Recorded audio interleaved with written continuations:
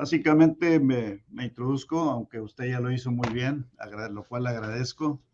Soy la segunda generación eh, de aduaneros en la familia.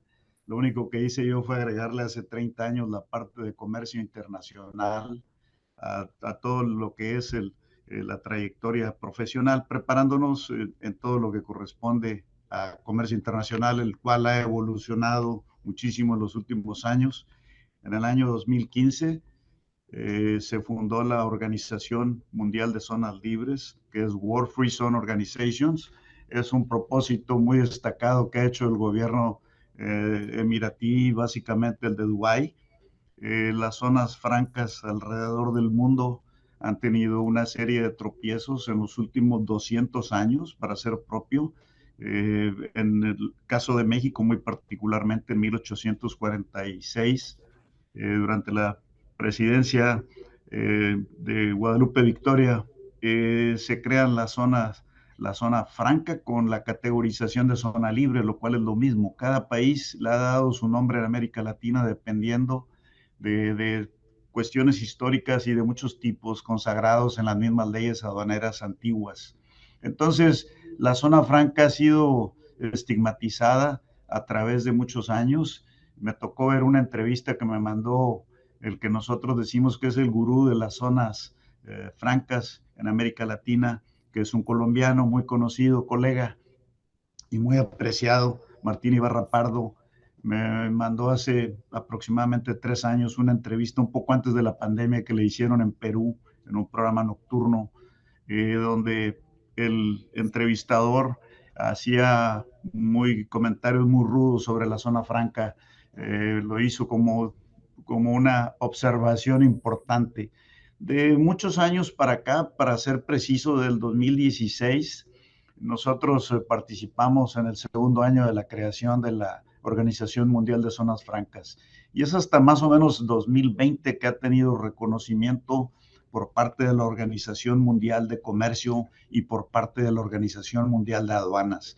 ¿Por qué esto? Bueno, porque en el pasado, debido a circunstancias de la economía mundial y sobre todo tomando en cuenta que los países del grupo de los 7, que son las economías más destacadas del mundo, principalmente Estados Unidos, siempre ha sido el que establece las reglas en la Organización Mundial de Comercio y ha buscado seguir los principios de la doctrina Monroe. La doctrina Monroe, todos la conocemos, América para los americanos, con el propósito de sacar a fines del siglo XIX y a principios del siglo XX a los europeos de la influencia en América Latina. Sin embargo, las cosas llega el momento en que toman su nivel por la cuestión geopolítica, que ahora la estamos viviendo más, los mercados, etcétera, el ascenso de China a la Organización Mundial de Comercio en el año 2000, y al final de cuentas, la zona franca se ha privilegiado, se le ha dado un lugar como motor de desarrollo en las economías. En el caso particular de lo que es México, el motor de economía que buscó en el 1970, poniéndolo en un contexto, fue el Export Processing Zone. El Export Processing Zone es la maquila que todos conocemos. Es exportación de producto ensamblado, subensamblado, manufacturado en otro país, en este caso México, para los Estados Unidos. Para Estados Unidos ha sido muy cómodo seguir esta figura. En América Latina, la zona franca me parece que es un pilar del desarrollo. Lo hemos visto con las estadísticas y lo vamos a ver a continuación.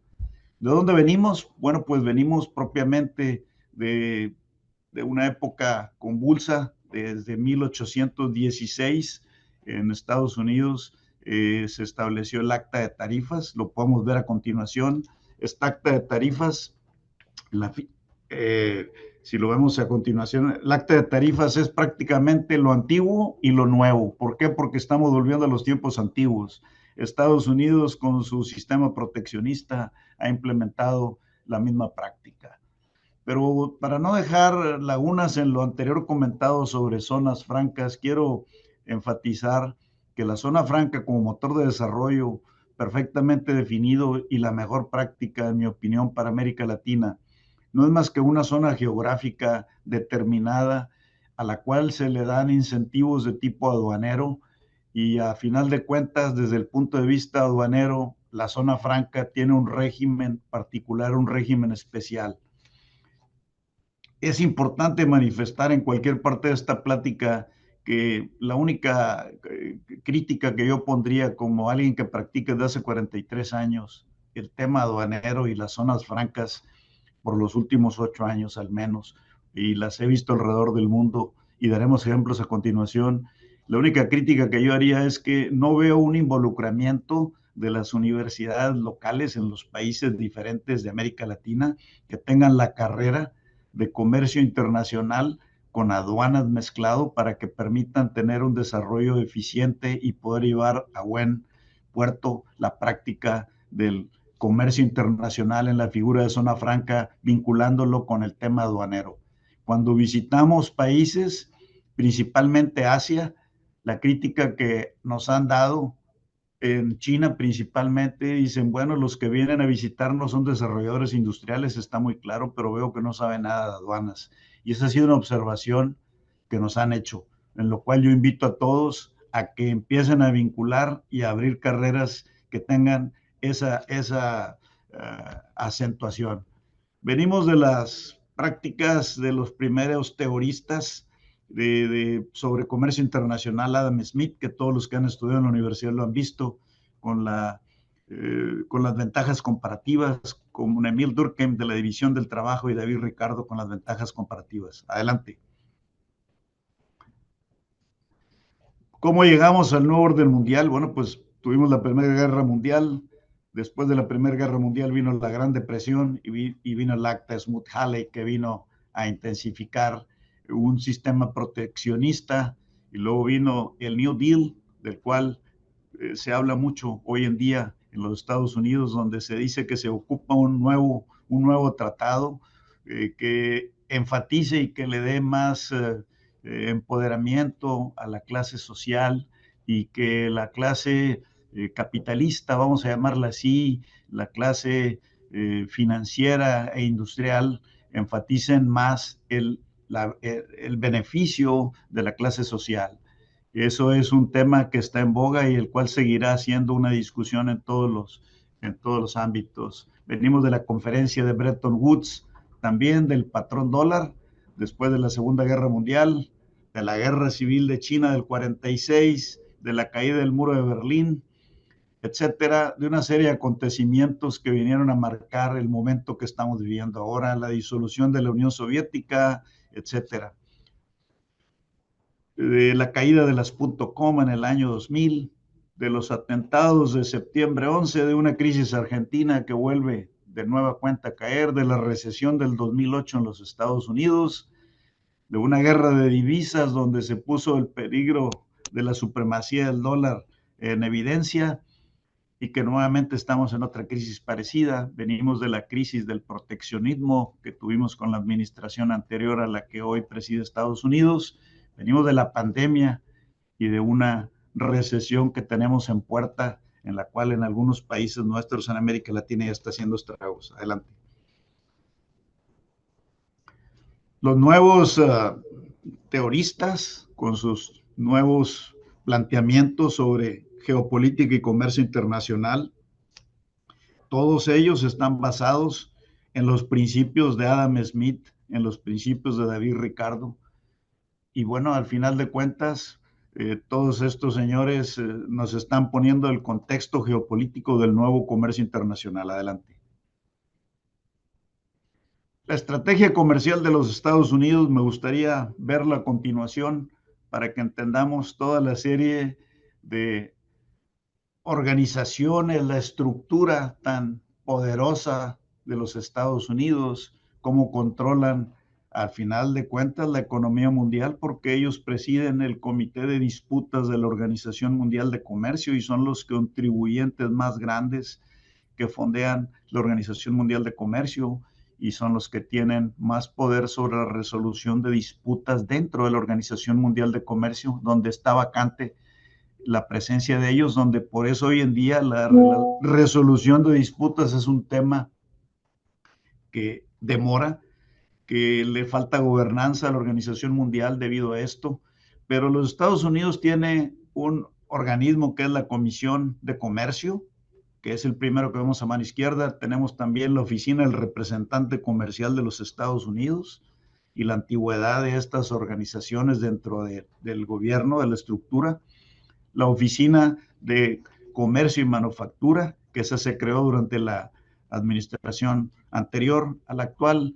El Senado de Estados Unidos, que también aboga y defiende y resuelve sobre los temas comerciales, formado por los dos partidos, demócratas y republicanos. Adelante. Adelante, Adrián. Tenemos la Casa de Representantes, que son los congresistas que llamamos diputados, el comité encargado de revisar y hacer recomendaciones del presupuesto, que es el House Committee of Ways and Means, la Corte Internacional, donde se resuelven disputas comerciales también dentro de los Estados Unidos, con la jurisdicción de absorber cualquier problema o disputa planteada de comercio internacional con los Estados Unidos. Esto es independiente de lo que norma y regula la Organización Mundial de Comercio. Tenemos el Departamento de Comercio y algunos otros organismos dentro de él. Adelante. Bueno, la crisis, estamos viviendo una economía de guerra, sin duda. Tenemos crisis de salud post-COVID, tenemos una crisis económica, tenemos una crisis humanitaria de desplazamiento también en América Latina, en los países de Oriente Medio, y que están llegando la problemática a Europa. Adelante.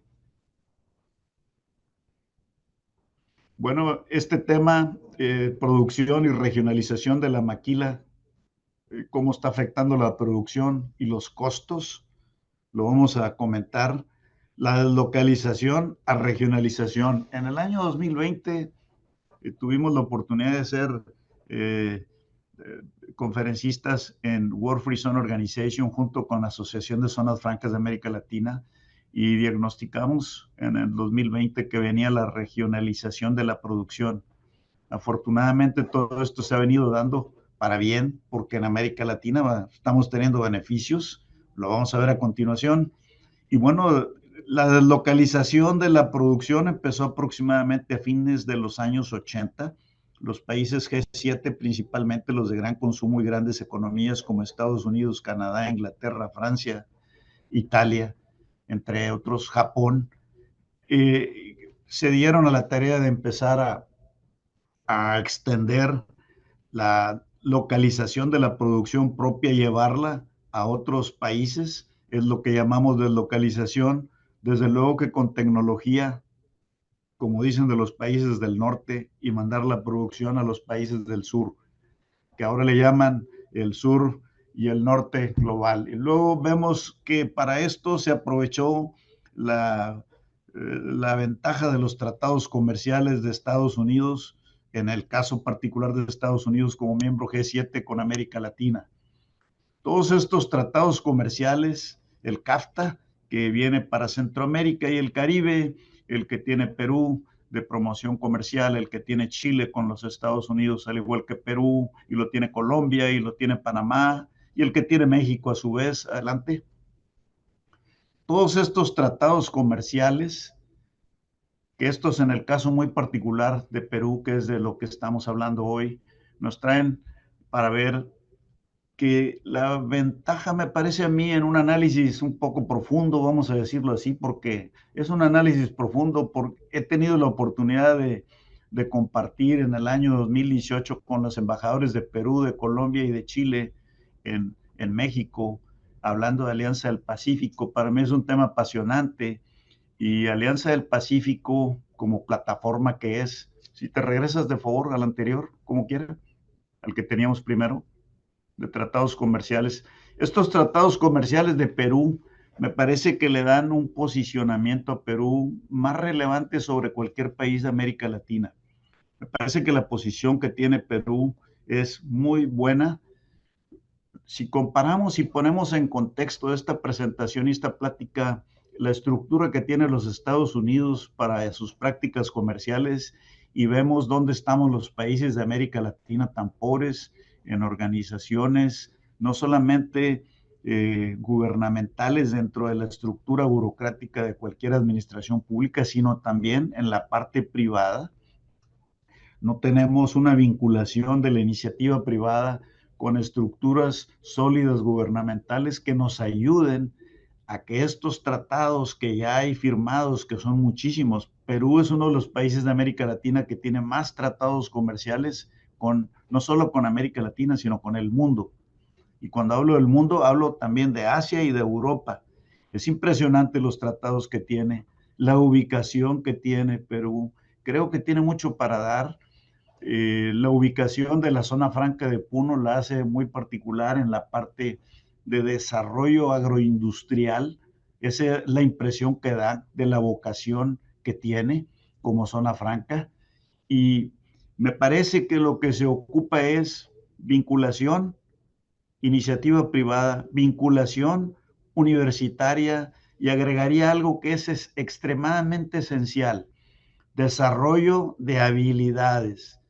En América Latina tenemos que ver la realidad que tenemos. En México, como ejemplo, viéndolo en un espejo, como país hermano y como país con el que tratemos, tenemos en México un tratado comercial con Perú que al final de cuentas México también lo tiene con Chile y lo tiene con Colombia y a su vez Perú con estos mismos países que mencioné.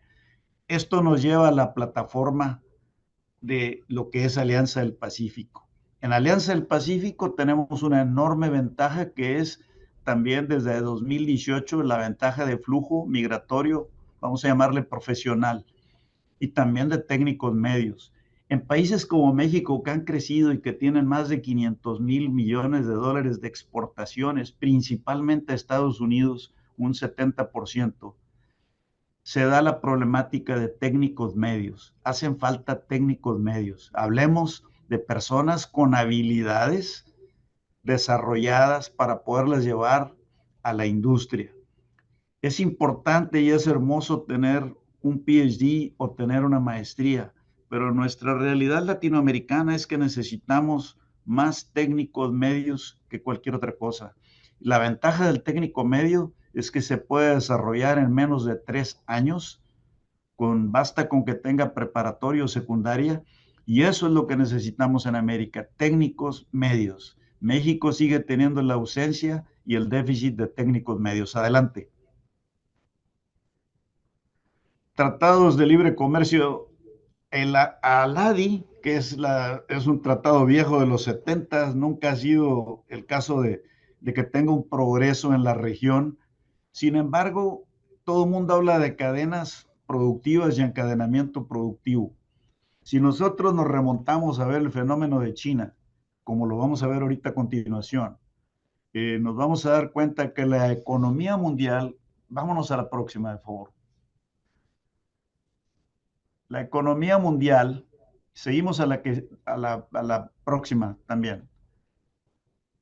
Este es uno de los tratados adicionales que no ha entrado en vigor profundamente porque Estados Unidos tiene miedo a que el acumulamiento de preferencias arancelarias de un tratado que ya tengan con Estados Unidos previo, en el caso de Perú, en el caso de México, los lleve a una desgravación inmediata de productos, por eso no lo quisieron firmar, para ser muy propio. Adelante. Aquí es donde quería llegar. No crean que perdí el lapso de la plática de las ventajas de China. China tiene todos estos países de ASEAN con los cuales ha venido vinculándose más a partir del 2018 que Estados Unidos, en la administración anterior a la actual, empezó a ponerle un freno al desarrollo industrial y económico de China. Estos países ASEAN, a final de cuentas, todos tienen un nivel de desarrollo muy diferente, pero desde 1967 que formaron la organización, han ido avanzando intensamente y en los últimos 5 años han tenido un protagonismo importante que prácticamente desde el punto de vista geopolítica se vuelve en un bloque comercial per se. China quiere ser cada día más vinculado con los países ASEAN que están en el sudeste asiático, por motivos de que ha ido perdiendo su su acoplamiento económico y tecnológico con los Estados Unidos. Y lo que ha hecho China para suplirlo es vincularse más con países en desarrollo, como estas economías lo son, pero no solo en el sur de Asia, también en América Latina.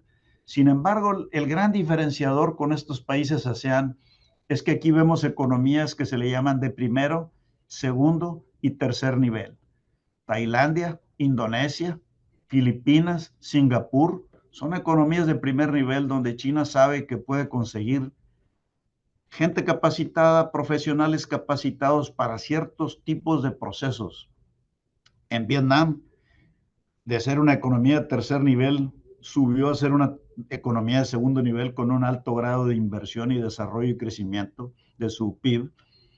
Sin embargo, hay economías como Myanmar, Camboya, Laos, que son economías de tercer nivel, donde predomina la mano de obra, vamos a decir la barata, por llamarlo así, y también el valor de la tierra. Entonces China puede hacer uso, como el gran contratista del mundo que China se ha convertido, puede hacer uso de estas economías de primero y segundo, tercer nivel según convenga. La ventaja de China es que aprendió mucho en esos 40 años de su desarrollo de 1978 aproximadamente, que vino el gran boom.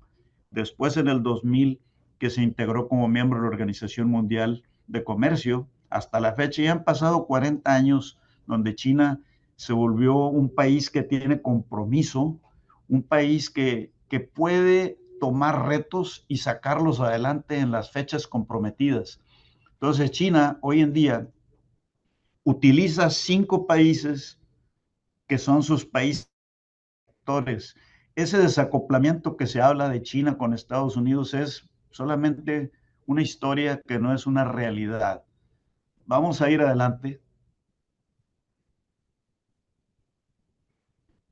Estas cadenas globales de valor es como estaban en el año 2010. Estados Unidos con todos los países marcados en azul, donde está Canadá, donde está México, donde está China, y ha ido perdiendo.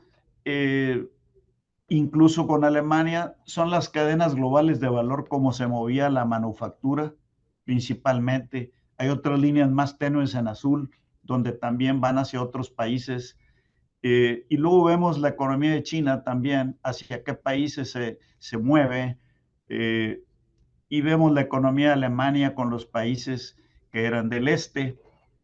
Y vemos la vinculación con Rusia, etcétera. Estas eran las cadenas globales de valor entre 2000 y 2010. Ahora vamos a ver las nuevas, adelante. Y ahí vamos a hablar de los países conectores que venía comentando. Estos son los países conectores actualmente con los que China hace su negocio con Estados Unidos, por eso se les llama conectores. Ahora son las nuevas cadenas globales de valor, entre comillas. ¿Por qué entre comillas? Porque aunque China representa una gran parte del PIB mundial, Estados Unidos sigue siendo la economía más grande de este planeta. Sin embargo, de 2017 a 2023 se generaron flujos de inversión por 550,000 millones de dólares entre estos países. México ha sido uno de los grandes beneficiarios, Polonia, Indonesia, Vietnam y Marruecos. Marruecos empezó a integrar desde hace 20 años como un lugar de conexión, un hub connection, como dicen los americanos, en el tema automotriz. Tienen energía a buen precio y muchas otras ventajas, y es un país con una economía muy sana financieramente hablando. Vietnam, todos sabemos lo que es un país que ha salido a base de un esfuerzo enorme y se ha posicionado. ¿Dónde estamos ahora? Polonia, si nos regresamos atrás a la gráfica anterior, quiero ponerles un caso de ejemplo que tiene un poco que ver con lo que el compañero Víctor Cadenas hablaba hace un rato. La que sigue, Adrián, hacia abajo, que está en amarillo. Esta. Si nosotros vemos estos salarios dentro de las cadenas globales de valor, el país que siempre me ha llamado la atención es Polonia, porque en el año 2000 tenía un ingreso per cápita de $6,000. y para el año 2010 tenía un ingreso per cápita, si más no veo ahí bien, son $10,000. ¿Cuánto creció? Creció exponencialmente en 10 años el ingreso per cápita. Y cuando nos metemos a estudiar el motivo, el motivo principal fue la educación. La educación es lo que hizo que esa brecha se pudiera cubrir y la derrama social pudiera manifestarse a través de las universidades, a través de las escuelas donde se desarrollan técnicos medios.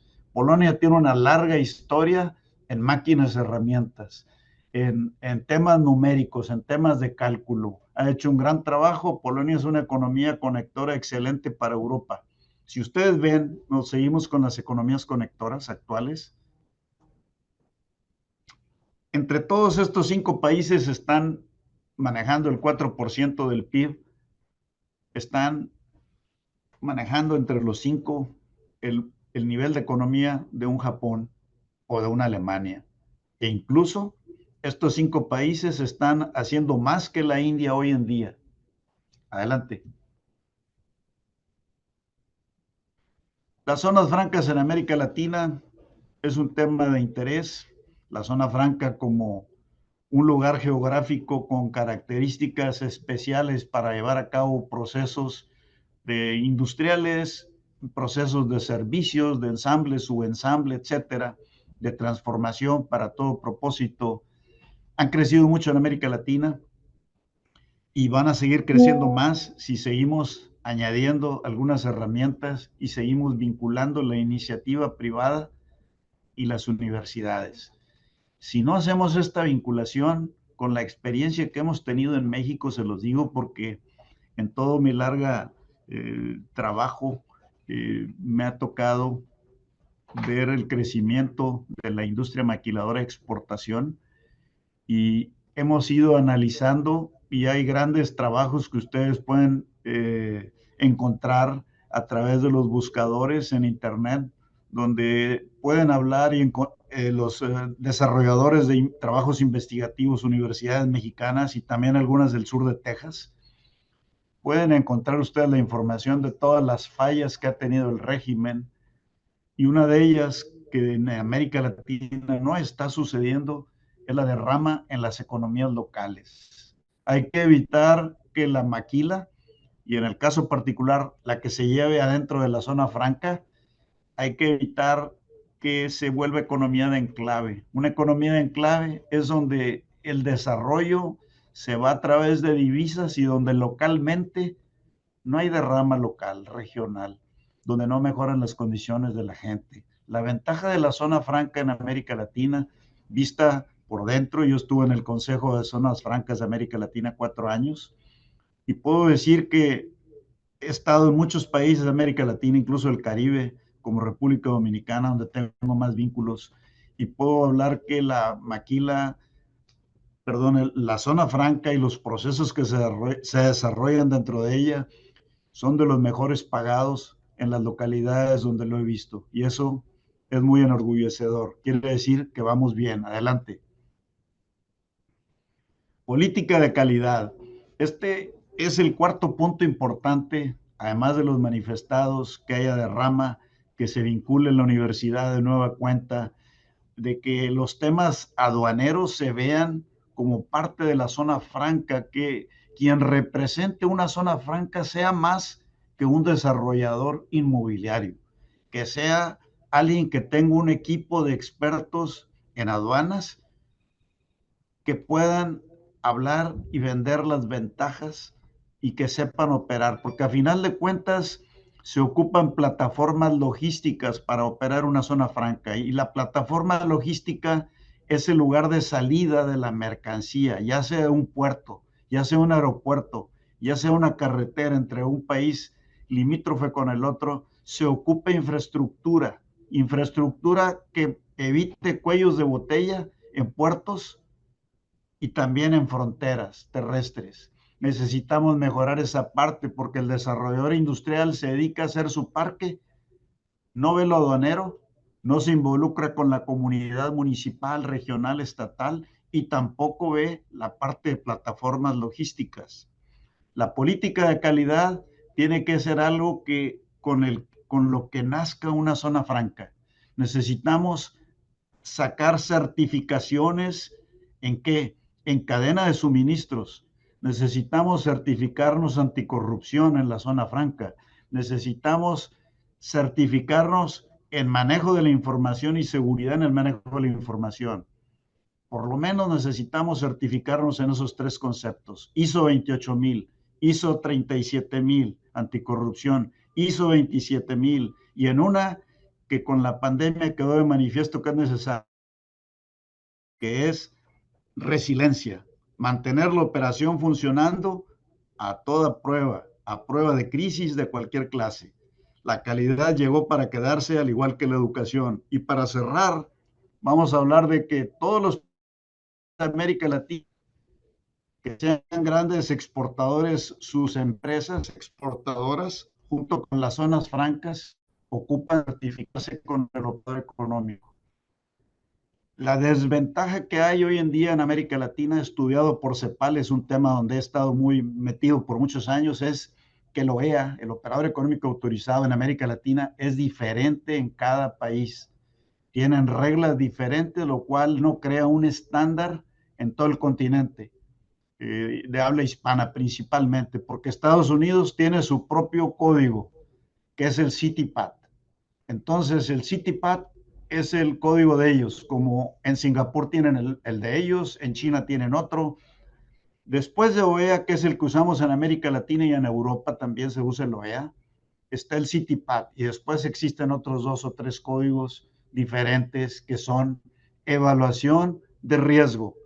La empresa tiene que estar sujeta a algo que se llama visibilidad, porque las empresas que vienen a su vez a trabajar a los países nuestros en América Latina tienen que ver que sus operadores logísticos integradores puedan decir que existe un ecosistema logístico para operar. Y ese ecosistema logístico van a querer que haya carreteras accesibles, que haya puertos accesibles, que haya seguridad jurídica.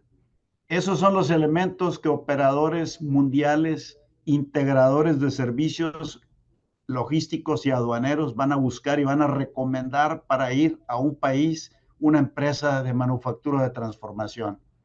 Es importante que ese ecosistema logístico exista porque ese ecosistema se vuelve un ecosistema de negocios. Gracias por su tiempo a todos. Espero haber cubierto algunas dudas. Lo único que les puedo decir es que no hablamos de zonas económicas especiales. Ya lo veremos en un futuro. Es parte del tema. Y gracias por su atención.